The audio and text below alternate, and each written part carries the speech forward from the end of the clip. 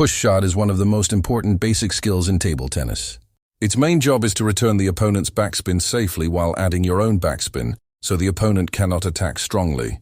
That means the push shot is not only a defensive technique, it is also a way to prepare your next attack. The first important point is how spin works. In a push shot, you do not hit the ball hard. Instead, you brush thinly under the ball. If the contact is too thick, the ball tends to float upward. If the contact is thin and brushing, the ball stays lower and sinks more.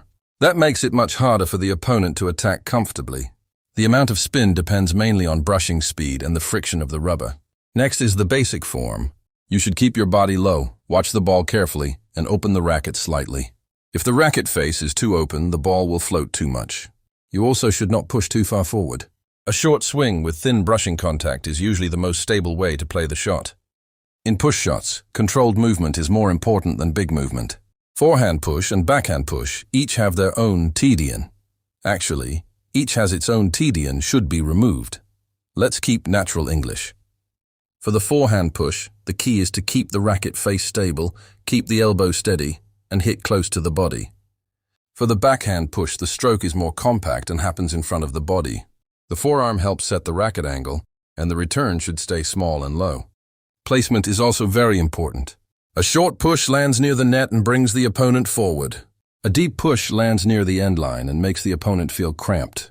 So even if the stroke looks similar, changing the depth changes the pressure on the opponent. Rubber also changes the character of the shot. Inverted rubber is good for creating spin. Tacky rubber makes heavy backspin easier.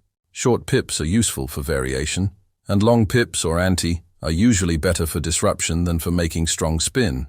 So understanding your equipment helps you choose the right kind of push. Finally, there are several common mistakes. Players often contact the ball too thickly, open the racket too much, push too far forward, stand too high, use only the wrist, or take the ball too late. These mistakes usually cause the ball to float or reduce control.